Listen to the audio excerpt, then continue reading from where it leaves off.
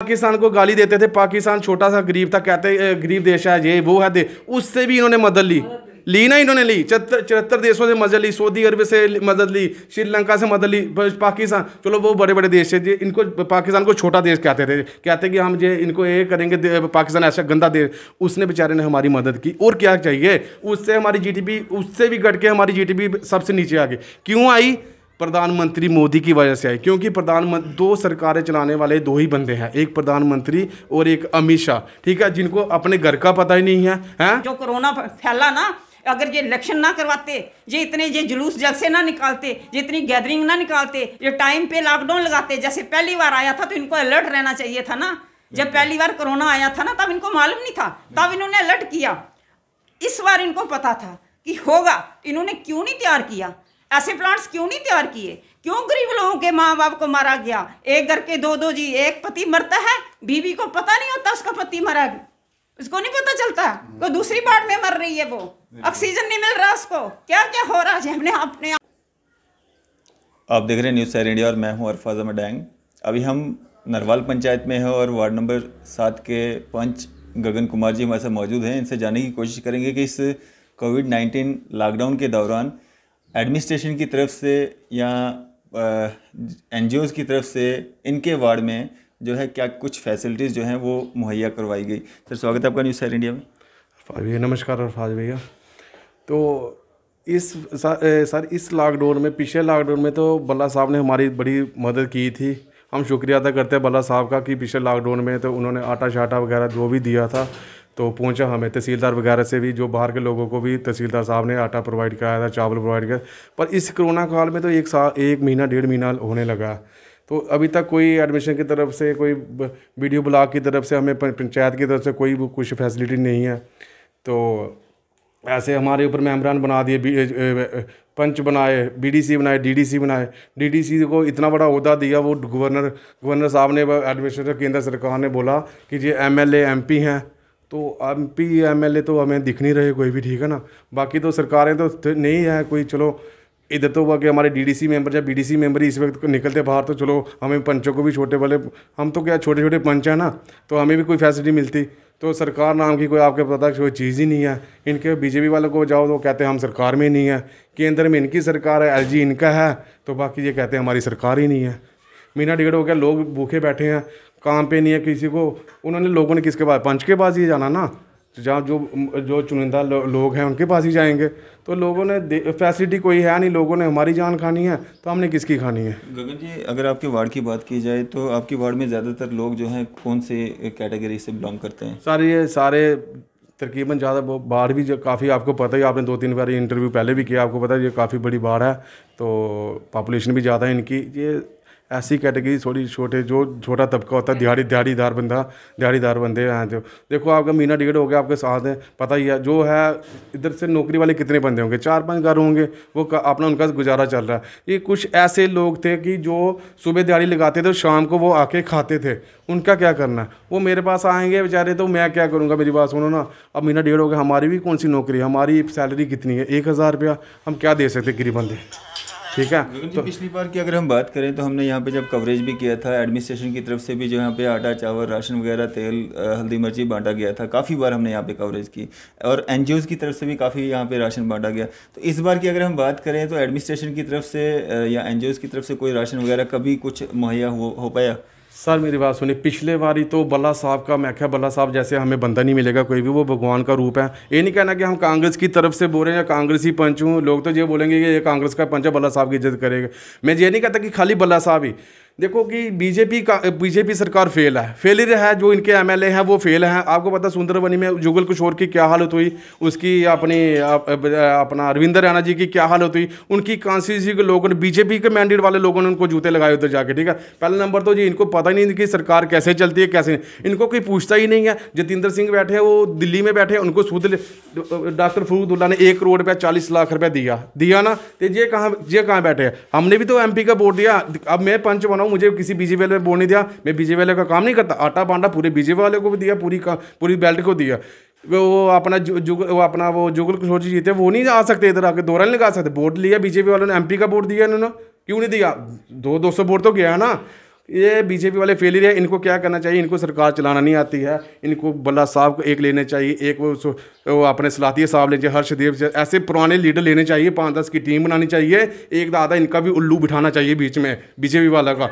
उनको बोलिए, एलजी साहब को बोलिए, इनको भी बिठाइए, इनसे राय लीजिए कि कैसे सरकारें चलती हैं। क्या आप देख लो हॉस्पिटल में क्या बना हुआ है, डेड बॉडी बाहर पड़ी हुई है। इधर आप तहसीलदार साहब का सुबह फ़ोन आया मुझे कि वो इधर कैंप लगाना है। कैंप क्या लगाना, हमने लोग डरे पड़े हैं, कोई पैसे भी निकला, लेना कहाँ है। 20-20 हज़ार का सिलेंडर बिक रहा है, 30-30 हज़ार का टीका बिक रहा है, लेना कहाँ है। वो पंच इधर पॉजिटिव निकला, ये तो अपनी टेस्टिंग करके चले जाएंगे, पंच की जान खा देंगे लोग। मैंने कहाँ से 20 हज़ार का सिलेंडर देना है। इन्होंने 5 दिन के पहले इन्होंने ऑर्डर निकाले, 5-5 बेड लगेंगे उधर। बाहर की पंचायत में कितने लोग रहते हैं, पॉपुलेशन कितनी, 10,000 पॉपुलेशन हमारी पंचायत की होगी कम से कम भी। एक बार से भी 10-10 भी निकलते पॉजिटिव टेस्ट करा के, तो वो अपने सिर पे बिठाना है इन्होंने 5 बेड लगा के उधर। 10 दिन में बेड लगाए हुए, ना कोई उधर दवाई है, ना कोई डॉक्टर है, ना आशा वर्कर, ना कोई उधर कोई पढ़ाई नहीं, खाली बेड लगा के देंगे। बेड भी कौन से, मंजे वो बोलते हैं ना, फोल्डिंग मंजे होते हैं ना, 900 वाले 700 वाले, वो मंजे दे के, ना कोई पीछे फैसिलिटी है, ना कुछ ऐसे डाल। किसको पूछना है, बीडीओ साहब को पूछो, उनका वो कहते हैं आ जाएंगे। नो तहसीलदार साहब को पूछो, वो खाली फ़ोन करते हैं टेस्टिंग कराओ, मिलना तो कुछ ही नहीं है जी। तो यहाँ पे हमारे साथ और भी लोग हैं, इनसे भी हम बात करेंगे। सर मैं चाहूँगा कि आप अपना परिचय जो है खुद दे दें। क्या कुछ डिमांड्स हैं यहाँ की आम जनता की?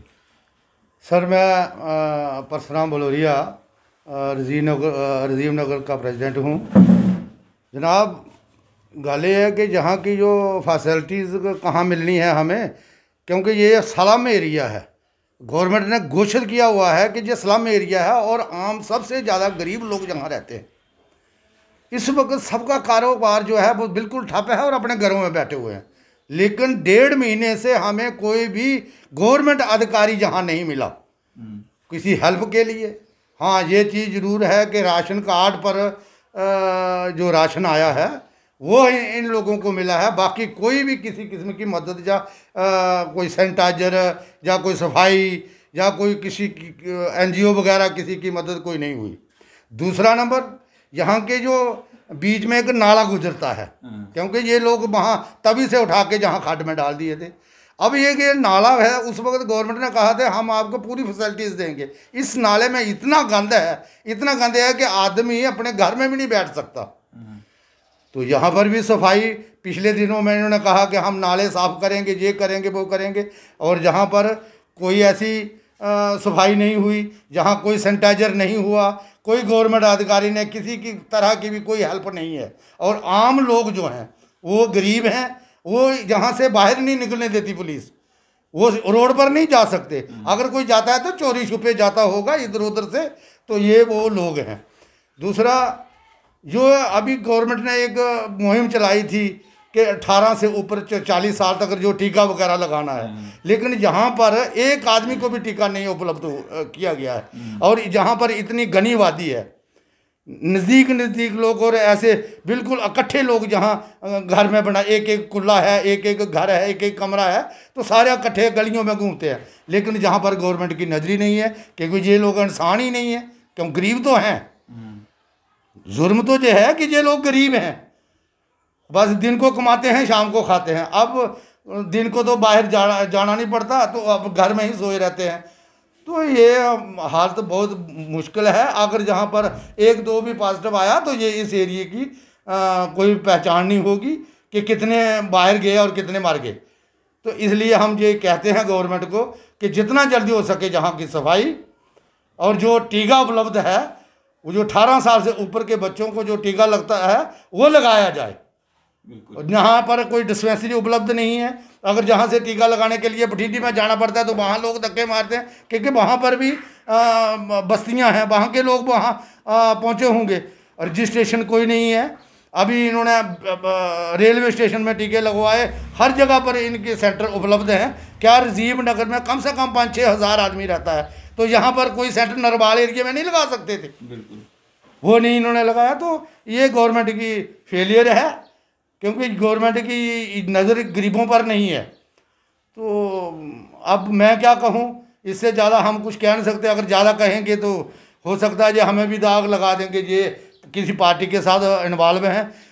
तो ये हम ये नहीं कह सकते, हम गवर्नमेंट को यही कहते हैं कि जितने जब से तुम सोए हो जाग जाओ, अभी भी वक्त है कि कम से कम गरीब बस्तियों की तो खबर लो कि गरीब बस्तियों में क्या हो रहा है। दूर दूर के लोगों को रोज टीवी पर लगा होता है कोरोना कोरोना कोरोना, क्या इन गरीब बस्तियों में कोरोना नहीं होता? और जहाँ पर लोग कैसे जी रहे हैं वो जो बीच में आएगा पता चलेगा ये लोग कैसे जी रहे हैं। इससे ज़्यादा हम कुछ नहीं कह सकते। यहाँ पे पूर्व पंच भी हैं हमारे साथ, यहाँ पे इनसे भी बात करेंगे। मैम, क्या कुछ यहाँ के लोगों की मांग है और क्या कुछ सुविधाएं जो हैं एडमिनिस्ट्रेशन की तरफ से यहाँ पे आम जनता को दी जा रही हैं? जी, मैं हरविंदर कौर, एक्स पंच राजीव नगर वार्ड नंबर 7 से हूँ। तो सर ऐसा है कि यहाँ के लोग, मैं क्या बताऊँ कि कितनी गुर्बत है। ये तो प्रशासन को भी पता है अच्छी तरह से कि यहाँ बैकवर्ड लोग रहते हैं, स्लम एरिया है। इनको जो हमारे लोकल लोग थे उनके लिए तो राशन प्रोवाइड हुआ, राशन कार्ड होल्डर को राशन मिला। जो बाकी हमारे 400-800 कुंबा है जो राशन कार्ड जिनके पास नहीं है, उन लोगों की हालात, जो हमारे घर जब गेट रात को लॉक होता है, दिन को लॉक होता है कि मैडम जी हमें 1 kg आटा दे दीजिए, तो उस वक्त हमें शर्म आती है कि हम खुद मतलब अपना आप को नहीं इस वक्त कोरोना में अपना आप नहीं पेट भर सकते, तो इनको हम क्या देंगे। शर्म से हमें बाहर निकलना पड़ता है। फिर दुकान से मैं जाकर 2 किलो, किसी को 1 kg, किसी को 2 kg ऐसे लेकर देती हूँ। मैं कहती हूँ आज का दिन गुजारा करो, कल कोई आएगा हम आपको दिलाएंगे। क्या प्रशासन को मालूम नहीं है कि ये मांगने वाले लोग हैं, ये दिहाड़ीदार लोग हैं, इतना समय तक ये अंदर रह सकते हैं, कहाँ से खाएंगे? इनको बिल्कुल नज़र नहीं आया, इतना नज़रअंदाज किया इन्होंने। ऊपर से मैंने 2-3 बार म्युनिसिपल कॉरपोरेशन में खुद मैंने बोला कि वहाँ के जो प्रेसिडेंट बने हुए हैं, जो सैनिटाइज़र डिस्ट्रीब्यूट करते हैं, उनको मैंने तरले लगवाए कि सबसे पहले आप जो राजीव नगर का एरिया है इसको देखिए। यहाँ पे इतना स्लम है, इतनी गुर्बत है, इतनी गरीबी है, और एक झुग्गी है ना, झुग्गी के साथ सटी हुई दूसरी झुग्गी है, और एक झुग्गी में 7-7 लोग रहते हैं। उनकी किचन गली में है, इनकी सबकी किचनें गली में हैं, तो गली में खाने पकते हैं इनके। तो मेहरबानी करके आप एक दिन आएँ तो यहाँ आकर सैनिटाइज़र करके जाएँ। उनकी हिम्मत नहीं हुई, इतना इग्नोर किया उन्होंने। हमारी डिमांड के बाद भी इन्होंने इग्नोर किया। मैं पूछना चाहती हूँ प्रशासन से कि प्रशासन किसके लिए है, किन लोगों के लिए है? अमीर लोगों के लिए है, उनके कोठियों में जाकर ये कर रहे हैं सैनिटाइज़र। जब भी हमने फ़ोन किया कहते हैं जी हम वहाँ पे हैं। जब हम पीछे एक दिन एक ने बोला कि आप बोल रहे थे मैं आऊँगा, अब क्यों नहीं आए? कहते हैं मैडम जी देखियो आपको मैं क्या करूँ, ये वो फलानी जगह मैंने उस कोठी को करने के लिए भेजा कि कोठियों वालों के पास करोड़ों रुपए उनके पास होते हैं, मैं खुद भी अपनी सैनिटाइज़र करा सकते हैं। ये जो सरकार की स्कीमें होती हैं गरीबों के लिए होती हैं, लेकिन गरीबों को ये स्कीमें नहीं मिल रही हैं, ये अमीरों को ही मिल रही हैं। राशन देखो, इन लोगों को किसी ने मदद नहीं की। ये गरीब लोग रोते रहते हैं, मांगते हैं। अब मांगने के लिए भी कहाँ जाएंगे ये? अब जब लॉकडाउन है तो कैसे निकलेंगे बाहर? ये गाड़ियाँ बंद हैं, कहाँ जाएंगे ये? तो सरकार इनकी ओर बिल्कुल देख नहीं रही है, बिल्कुल इग्नोर कर रही है। मैं अपने तहसीलदार साहब, पटवारी साहब, अभी मेरे इधर पटवारी साहब आए थे, हम सबसे यही रिक्वेस्ट करते हैं कि पिछली बार आपने थोड़ा बहुत इनका संजोग किया था, इस बार भी निकलो। काफ़ी टाइम हो चुका है, 10-15 दिन की बात नहीं है, ये 1.5 महीना से ऊपर हो गया। ये गरीब लोग हैं, इनकी ओर देखिए और ख़ास करके सफाई का ध्यान दीजिए। हमारी गलियों में इतना कूड़ा करकट, हमारे नालों में इतना गंदगी पड़ी हुई है, डैम्प पड़ा हुआ है सब कुछ। ये कोरोना तो अपने आप आएगा। अगर ये कोरोना आ गया तो इसकी जिम्मेवार सरकार है, और आ चुका है, पॉजिटिव हो चुके हैं लोग। ये नहीं है कि हमारे कॉलोनी में आप टेस्ट करिए, देखिए कि पॉजिटिव आपको मिलेंगे, ये लोग मिलेंगे। लेकिन ये लोग बेचारे जैसे कैसे अपना गुजारा कर रहे हैं, अपने घरों के अंदर ही डर रहे हैं सरकार से कि इतने महंगे ऑक्सीजन ये खरीद से। अभी मैं जा रही थी मेडिकल कॉलेज में, जा रही थी, मैंने देखा वहाँ क्या कंडीशन है। वह वेंटिलेटर नहीं मिल रहा लोगों को, लोग तड़फ के मर रहे हैं। गरीब लोगों को वेंटिलेटर नहीं दे रहे हैं। ये कितनी कमी है वहाँ पे। डॉक्टर खुद तो अंदर बड़े रहते हैं, छोटों के सर पर तो मेडिकल कॉलेज चल रहा है, इनकी क्या पोल खोलेंगे? पूरी सरकार ही निकम्मी है, पूरी सरकार फेल। हमें शर्म आती है अपने प्रधानमंत्री पे, जो अपने देश को अच्छी तरह से संभाल नहीं सका, सिर्फ वोट लेने के लिए उसने ये सारा चलाया। इतना कोरोना जो बड़ा है ना, ये सब प्रधानमंत्री की कमजोरी से हमारे इंडिया में जो कोरोना फैला ना, अगर ये इलेक्शन ना करवाते, ये जुलूस जलसे ना निकालते, ये इतनी गैदरिंग ना निकालते, ये टाइम पे लॉकडाउन लगाते, जैसे पहली बार आया था तो इनको अलर्ट रहना चाहिए था ना। जब पहली बार कोरोना आया था ना, तब इनको मालूम नहीं था, तब इन्होंने अलर्ट किया। इस बार इनको पता था कि होगा, इन्होंने क्यों नहीं तैयार किया? ऐसे प्लांट्स क्यों नहीं तैयार किए? क्यों गरीब लोगों के माँ बाप को मारा गया? एक घर के दो जी, एक पति मरता है, बीवी को पता नहीं होता उसका पति मरा, उसको नहीं पता चलता, कोई दूसरी बार में मर रही है, वो ऑक्सीजन नहीं मिल रहा उसको, क्या क्या हो रहा है हमने अपने आंखों से देखा है, हमें दर्द है। इसलिए हम बोल रहे हैं कि सरकार अंधी हो चुकी है। सरकार, अच्छी सरकार कोई होनी चाहिए थी, अच्छा प्रधानमंत्री होना चाहिए था। कहते हैं जी प्रधानमंत्री बड़े बड़े काम करते हैं, मैं कहती हूँ 75 साल की मेहनत जीरो कर दी इस प्रधानमंत्री ने, जीरो करके निकम्मा करके रख दिया इस देश को उसने। बस मैं इतना ही कहना चाहती हूँ कि प्रशासन हमारे इस गरीब और जो गरीब बस्ती है इसकी ओर ध्यान दे। शुक्रिया। तो यहाँ पे हम पंच जो गगन जी हैं इनसे फिर से बात करना चाहेंगे।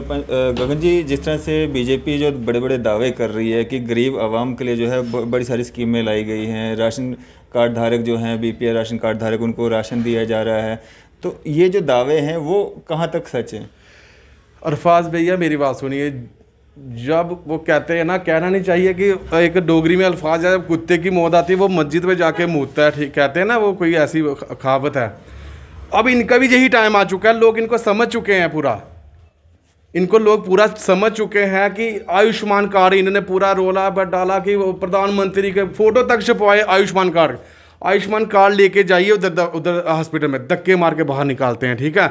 इन्होंने खाली आयुष्मान ही 5-7 साल में इन्होंने आयुष्मान कार्ड ही बांटे हैं, इन्होंने काम कोई नहीं किया। इन्होंने काम करने वाले होते तो हॉस्पिटल में देखो इंजेक्शन, पहले मोदी जी ने इंजेक्शन बनाया, बाहर की वजह लूटी वर्ल्ड की कि बाहरी स्टेटों में, बाहर के मुल्कों में हम वो टीका भेज रहे हैं, अपने वाले मर रहे हैं। सबसे पहले टीका इन्होंने, अभी पहले सुनो, इटली में आया था, अभी आप नेशनल चैनल देखते हैं, किसी पे दिखाते हैं कि कोई किसी देश में कोरोना है? क्यों नहीं है? क्योंकि उन्होंने अपने देश को संभाला, इलेक्शन में लगे रहे, लूटे बाहर जवाजा लूटी, BHO का वो चेयरमैन बन गए, जहाज़ आपने लिए खरीद 86,000 करोड़ का बने जहाज़ आपने लिए खरीदा। पाकिस्तान को गाली देते थे, पाकिस्तान छोटा सा गरीब था, कहते गरीब देश है, ये वो है दे, उससे भी इन्होंने मदद ली ना, इन्होंने ली 74 देशों से मदद ली, सऊदी अरब से मदद ली, श्रीलंका से मदद ली, पाकिस्तान, चलो वो बड़े बड़े देश है जी, इनको पाकिस्तान को छोटा देश कहते थे, कहते कि हम जे इनको ये करेंगे, पाकिस्तान ऐसा गंदा देश, उसने बेचारे ने हमारी मदद की। और क्या चाहिए? उससे हमारी GDP उससे भी घट के हमारी GDP सबसे नीचे आ गई। क्यों आई? प्रधानमंत्री मोदी की वजह से आई, क्योंकि प्रधानमंत्री, 2 सरकारें चलाने वाले 2 ही बंदे हैं, एक प्रधानमंत्री और एक अमित शाह, ठीक है, जिनको अपने घर का पता ही नहीं है। तो उसके बाद देखो किसानों की क्या हाल होती है, किसान रोए, किसान वो खालिस्तानी, कोई पंच अपनी वार्ड का रोए, वो कांग्रेसी, कोई वो BDC चेयरमैन रोए, इसको टिकट नहीं दी हमने तो ये हमारे खिलाफत होगी। देखो सर, आप ये कहते हैं कि मिलके चलाना चाहिए देश, ठीक है, देश मिलके चलाना है तो इनको चाहिए कि सभी पार्टियों के जो सीनियर, पहले भी मैंने शुरू में यही बात की, सीनियर जो नेता हैं, सीनियर नेता जैसे फारूक अब्दुल्ला साहब है, जैसे पुरानी पार्टियों के पुराने नुमाइंदे हैं, गुलाम नबी साहब हैं, इनकी एक टीम गठित की जाए। इनको पता है, इन्होंने हॉस्पिटल चलाए हैं, इस वक्त महामारी पड़ी है, कोई वो नहीं है कर्फ्यू लगा तो कर्फ्यू 10 दिन में खुल जाना, महामारी है, लोग मर रहे हैं, लोगों की मौतें हो रही, 2 साल का बच्चा मरता है, अपनी माँ छोड़ के उसको भाग जाती है। देखो कितनी वो है, अपनी माँ मर रही है तो बच्चा उसको हाथ नहीं लगा रहा, बेटा मर रहा है, माँ उसको हाथ लगा रही। इतना ये कहर, कुदरत का कहर है मोदी जी को। देखो गलती तो हमारे लोगों से हो गई, वोट डाल के लोगों ने वोट डाला, गलती होगी। अब भगवान कह रहा, गंदे बंदे को आपने लाया था प्रधानमंत्री को, भुगतना आपको खुद पड़ेगा। साधु संतों जैसे अच्छे जैसे गुलाम निजात पढ़े लिखे लोगों को हमने हटाया, उनको घर बिठाया, हरा के घर बिठाया। जैसे फराउद्दीन, कितनी सरकारें, PDP की सरकारें चली, कभी दिक्कत नहीं आई, NC की सरकारें चली, कभी दिक्कत नहीं आई, कांग्रेस की सरकारें चली, कभी दिक्कत नहीं। ये फर्स्ट पार्टी है, क्यों दिक्कत आ रही है? क्योंकि जो BJP के जो नुमाइंदे हैं, फिलहाल तो ज़्यादा के ज़्यादा जो अनपढ़ हैं, उधर पहले के नंबर 70 साल के जो ऐसे ही बैठे थे, ऐसे ही ज़मीन से उठाया और कुर्सी पे बिठा दिया मोदी के चक्कर में, पता नहीं था तो घर में बैठे। अभी BJP का बंदा कोई निकला बाहर, कितनी बड़ी कॉन्स्टिट्यूंसी गांधी ने, कविंद्र गुप्ता जी मिले कहीं। और एक बात जाते जाते एक बात कहना चाहता हूँ, लंबा हो जाएगा कोई। देखो महामारी चल रही है और उसको रंधावा साहब को अपनी वो किसी क्रैशर वालों की पड़ी है। देखो वो नहीं निकले, कविंद्र गुप्ता साहब BJP वाले को अभी मदद करनी, आटा बांट रहा था, लोगों के बीच में आना था, वो अपना रोना गा रहे हैं, 1 करोड़ का रोना अपना गा रहे हैं। वो रंधावा साहब अपना रोना गा रहे हैं, BJP वाले खुद फटे हुए पार्टी, उसका केस डाल दिया उधर, अपना उनका लिया, अपने PMO का नाम लिया, और दिल्ली में अपने केस के चक्कर पड़े। अपनी जनता को देखो, जनता के बीच में आओ।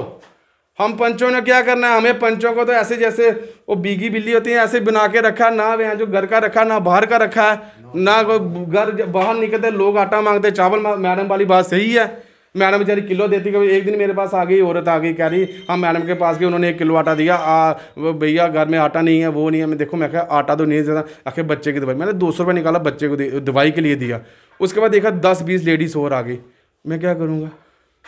मेरे घर में खुद आटा अब ख़त्म होने वाला खाना। अभी तो चलो वो तो एक वो आ गया डीलर पे और राशन, वो आ गया डिपो पे आटा आ गया, ठीक है, वो चला। मैं किसको दे सकता हूँ पहले बताइए आप। जहाँ तक हमें भी, आप एमएलए में नहीं है, हम जीते हुए, पंच जीते हुए, एमएलए तो हारे हुए हैं। दो हमें करोड़ रुपया दो, पंचों को, सरपंचों को दो। हमें नहीं देना पंचों को, हमारे सरपंच को दो, बीडीसी मेंबर को दो ना, वो हमें बांटेगी, वो प्रोवाइड करेगी, हमें राशन प्रोवाइड। हमें क्यों जिता के बिठाया? हैं, हमें तो बड़े बड़े दावे दिखाए, आप एमएलए हो, आप मिनिस्टर हो। चलो हम एमएलए नहीं, बीडीसी को तो पावर दो, डीडीसी को दो, 2-2, 4, 10 करोड़ रुपए दो, अपनी कॉन्स्टिट्यूंसी, अपना हल्का तो संभाले वो तो आटा बांटे। चलो एमएलए तो चलो घर में बैठे, बल्ला साहब बैठे हैं, बीजेपी के बैठे हैं, उनको इनके बीजेपी वाले पता है हम हारे हुए हैं, हमारे पास फंड ही नहीं है। डीडीसी तो जीते हैं, उनको तो बड़ा कहते थे कि वो हमारे मिनिस्टर हैं। मिनिस्टर कहाँ है? डीडीसी 2-2 करोड़ रुपये उनका भी खज्जल किया बेचारों को। वो गरीब बंदे थे, कहीं से उठा के उसने इलेक्शन ऐसे जीती जाती हैं। छोटी सी इलेक्शन जीतनी तो 50,000 रुपये या 20,000 रुपये लग जाता है। डीडीसी की इलेक्शन जीतना 2-2, 2.5 करोड़ रुपये लगा, वो भी बेचारे खाली किए, वो भी घर में बिठाए हैं। वो हमारे डीसी तो हमारे सामने लाई है, वो जो डीडीसी जीते हैं वो भी नहीं मिल रहे हमें। बिल्कुल। तो कुछ जायज़ मांगे, जिस तरह से हम अगर बात करें वार्ड नंबर 7 नरवाल पंचायत की, तो स्लम एरिया है, सब गरीब लोग यहाँ पे रहते हैं, नौकरी पेशा लोग बहुत कम हैं यहाँ पे, ज़्यादातर गरीब आवाम है और झुग्गी झोंपड़ी में रहते हैं। और ज़्यादा ज़रूरत इनको वैक्सीनेशन की है, ज़्यादा ज़रूरत यहाँ पे जो है वैक्सीनेशन सेंटर लगाने की है, ज़्यादा ज़रूरत इनको जो है राशन वगैरह प्रोवाइड अगर कहीं पे होनी चाहिए तो यहाँ पे होनी चाहिए, लेकिन इसी एरिया को जो है इग्नोर किया जा रहा है। एक मिनट लास्ट थोड़ी सी एक है। हम पिछले बारी बल्ला साहब और मुझे एक बंदा, 2 बंदे रह गए मेरे, जिनका शुक्रिया अदा करना था। हमारे डीएसपी साहब विक्रम साहब है हमारे, ठीक है, डीएसपी साहब, उनका मैं तहे दिल से शुक्रिया अदा करता हूँ। पिछले बारी उन्होंने, देखिए डीएसपी साहब जो इस वीडियो को देखेंगे, आप ज़्यादा से ज़्यादा शेयर करना वीडियो साहब। डीएसपी साहब आपसे हाथ जोड़ के दरख्वास्त है मेरी, ख्याति मान साहब और डीएसपी साहब विक्रम साहब ने पिछले बारी बहुत आटा बांटा था। उन्होंने बड़ी बड़ी फर्मों से, पानी किसी मंडी वाले ने लाया था। डीएसपी साहब का बड़ा शुक्रिया। अभी वो हमारी वीडियो देखते हैं डीएसपी साहब, तो मैं आपके आगे हाथ जोड़ के मेरी रिक्वेस्ट है, एमएलए तो बीजेपी के निकलेंगे नहीं, कोई हमें कुछ देगा नहीं। आप ही किसी संस्था या एनजीओ आपके टच में होंगे, जैसे आपने पिछले बारी हमें आटा प्रोवाइड किया वार्ड नंबर 7 को, इस बार भी थोड़ा आप डीएसपी साहब भी ध्यान रखें। एडमिशन नहीं आती है, प्लीज़ डिपार्टमेंट अपने से कोई ग्राई शराई 1000 500 ग्राई करके हमें रजीव नगर बाहर को थोड़ा सा आटा शाटा थोड़ा सा बांटेंगे। तो जिस तरह से जहाँ तक ये वीडियो जा रही है, एडमिनिस्ट्रेशन इस वीडियो को ज़रूर देख रही है और एडमिनिस्ट्रेशन से भी ये अपील रहेगी कि इस एरिया की तरफ, वार्ड नंबर 7 की तरफ जो है अपना ध्यान वो दिया जाए। और जो एनजीओज़ हैं, जो बाकी संस्थाएं हैं, वो भी अपना योगदान जो है बढ़ चढ़ के दे रही हैं। कम से कम इस 7 नंबर वार्ड में आके इन गरीब लोगों की सुध लें, नरवाल पंचायत में आके, वार्ड नंबर 7 में आके जो है इन लोगों को राशन या जिस भी तरह से आप इनकी मदद करना चाहते हैं वो करें। और एडमिनिस्ट्रेशन जो है जिस तरह से इन लोगों की मांग है, वो जो कदम है वो उठाए जाएं। फिलहाल आप देखते रहिए न्यूज़ सैर इंडिया। मैं अरफाज़ मडैंग, कैमरामैन शाहनवाज के साथ।